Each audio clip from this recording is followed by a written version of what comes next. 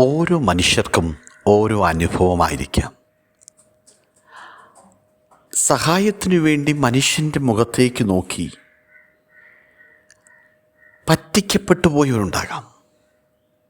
സഹായം പ്രതീക്ഷിച്ചു പോയിട്ട് ഒഴിഞ്ഞ കരങ്ങളുമായി, ശൂന്യമായ മനസ്സുമായി, വേദനിക്കുന്ന ഹൃദയങ്ങളുമായി പോയിട്ടുണ്ടാകാം. എന്നാൽ ഈ ഭൂമിയിൽ മനുഷ്യൻ്റെ ഏത് ആവശ്യത്തിനും സഹായത്തിൻ്റെ കരം നീട്ടുവാൻ കഴിവുള്ളൊരാളാണ് നമ്മെ രക്ഷിച്ച ഈ ഭൂമിയുടെ നാഥനായിരിക്കുന്ന നമ്മുടെ വാഴ്ത്തപ്പെട്ട യേശുക്രിസ്തു.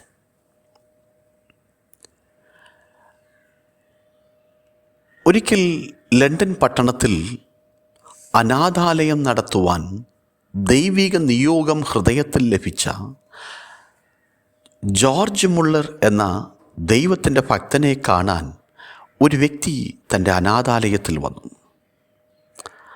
അദ്ദേഹം ഇപ്രകാരം ചോദിച്ചു: നിങ്ങൾ ഒരു രൂപ പോലും ഒരു മനുഷ്യൻ്റെ കയ്യിൽ നിന്ന് സഹായം പറ്റാതെ ഈ കുഞ്ഞുങ്ങൾക്ക് വേണ്ടി 2000-ലധികം വരുന്ന കുഞ്ഞുങ്ങളുടെ കാര്യങ്ങൾ എങ്ങനെയാണ് നോക്കി നടത്തുന്നത്? താൻ വന്ന കാര്യങ്ങൾ ഇങ്ങനെ പറഞ്ഞുകൊണ്ടിരിക്കുമ്പോൾ പാചകക്കാരൻ അടുക്കളയിൽ നിന്ന് പറഞ്ഞു: ജോർജ് മുള്ളർ ഇന്നത്തെ പ്രഭാത ഭക്ഷണത്തിനായി അടുക്കളയിൽ ഒന്നും തന്നെയില്ല. ബ്രദർ പൊയ്ക്കുള്ളൂ, ഞാൻ പ്രാർത്ഥിക്കാം എന്ന് പറഞ്ഞു. ഈ വന്ന ദൈവദാസനെ അവിടെ ഇരുത്തിയിട്ട് താൻ പ്രാർത്ഥിക്കാനായി മുറിക്കകത്തേക്ക് കടന്നുപോയി. മുറിയിൽ നിന്ന് കണ്ണുനീരോടെ പ്രാർത്ഥിച്ചു. പ്രാർത്ഥന കഴിഞ്ഞ് അദ്ദേഹം മടങ്ങി വന്നു. കുഞ്ഞുങ്ങളെ വരിവരിയായിട്ടിരുത്തി. ആഹാരത്തിന് മുൻപ് ഉച്ചത്തിൽ പാടി സ്തുതിക്കുന്ന ഒരു പതിവ് ഉണ്ടായിരുന്നു. കുഞ്ഞുങ്ങളെ പാട്ടുപാടി ദൈവത്തിന്, ഭക്ഷണം തന്ന ദൈവത്തിന് സ്തുതിക്കുവാനായി പറഞ്ഞു. സ്തുതിച്ചു കഴിഞ്ഞപ്പോൾ തൻ്റെ കതകിൽ ആരോ തന്നെ കൊട്ടി വിളിക്കുന്നു. താൻ തുറന്നു നോക്കുമ്പോൾ ഒരു വലിയ വാൻ തൻ്റെ മുറ്റത്ത് വന്ന് നിൽക്കുന്നു. ആ വാൻ്റെ ടയർ പഞ്ചറായി.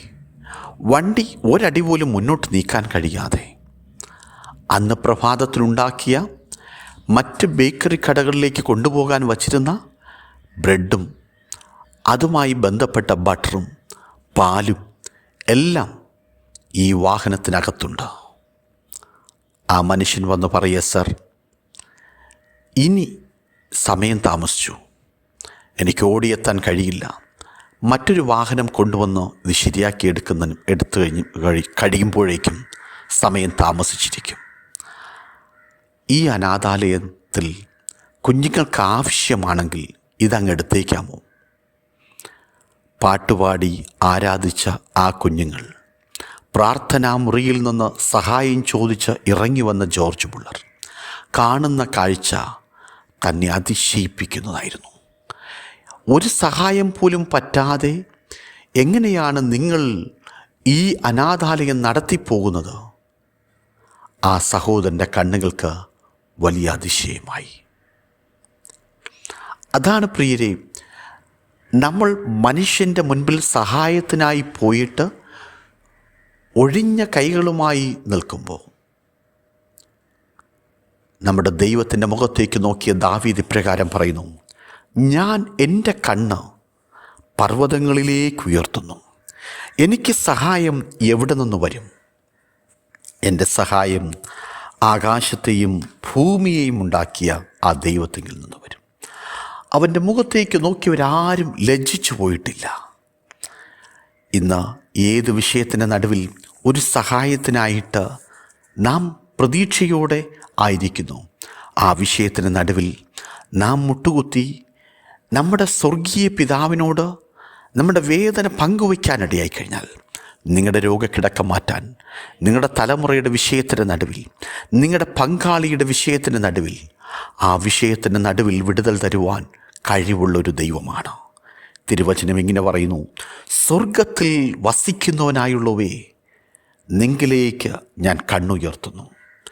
ദാസന്മാരുടെ കണ്ണ് യജമാനൻ്റെ മേലും കയ്യിലേക്കും ദാസിയുടെ കണ്ണ് യജമാനത്തിയുടെ കയ്യിലേക്കും എന്ന പോലെ ഞങ്ങളുടെ കണ്ണ് ഞങ്ങളുടെ ദൈവമായ യഹോവയെങ്കിലേക്ക് അവൻ ഞങ്ങളോട് കൃപ ചെയ്യുവോളം നോക്കിക്കൊണ്ടിരിക്കുന്നു. അതേ പ്രിയരെ, ജോർജ് മുള്ളറിനെ സഹായിച്ച കർത്താവ് മരിച്ച കർത്താവല്ല, മരണത്തെ ജയിച്ചവനാണ്. ആ കർത്താവ് ഇന്ന് നമ്മെ സഹായിപ്പാൻ, നമ്മെ ആശ്വസിപ്പിക്കുവാൻ, നമ്മുടെ സഹായങ്ങൾക്ക് ഏറ്റവും അടുത്ത സഹായമാണ്. ആകയാൽ ആ കർത്താവിനോട് ചേർന്ന് പറയാം, എൻ്റെ സ്വർഗീയ പിതാവേ, അങ്ങൻ്റെ ആവശ്യങ്ങൾ നിവർത്തിച്ചു തന്നിരിക്കുകയായി നന്ദി. ഈ ദൈവമായ കർത്താവ് തിരുവചനങ്ങളാൽ നമ്മെ അനുഗ്രഹിക്കട്ടെ. May God bless you.